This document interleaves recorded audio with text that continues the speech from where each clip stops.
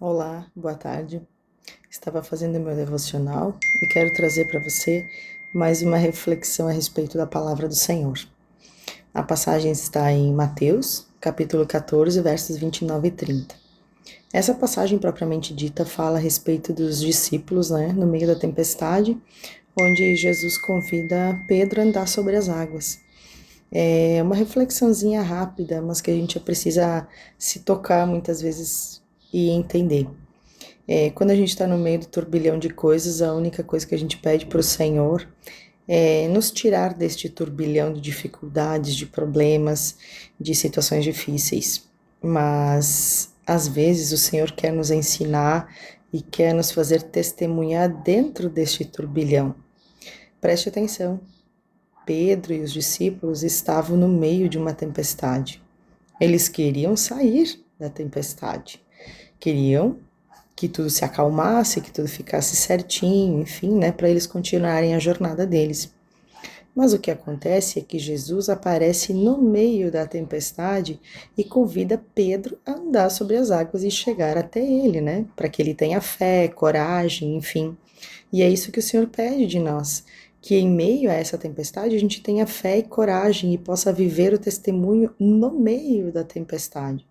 Você imagina, Pedro começou a sentir medo e sofreu angústia de praticamente se sentir afogado, perceber que estava se afogando no meio daquele mar.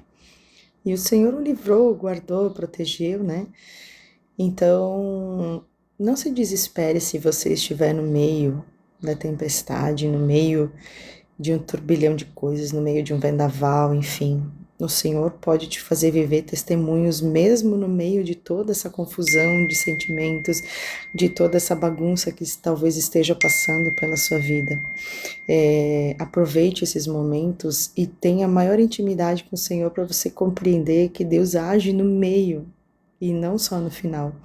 Você imagina também quando Moisés conduziu o povo para sair do Egito. O Senhor livrou eles no meio da trajetória até Canaã. E eles não estavam livres no momento em que saíram do Egito e já deram um salto direto para Canaã. Mas o Senhor fez eles viverem o testemunho no meio dessa jornada.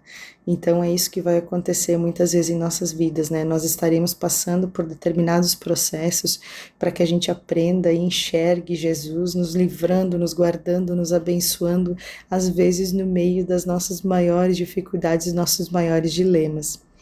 Seja abençoado por essa palavra, reflita, não sinta medo, mas faça como corajoso para andar no meio dessa tempestade e ir ao encontro de Jesus. Não se afogue. Jesus está com as mãos estendidas para você, para te trazer de volta à superfície, para te fazer viver uma nova história e para depois de tudo isso acalmar a tempestade. Compartilhe essa mensagem com o máximo de pessoas que você puder, com quem precisa ouvir essa palavra.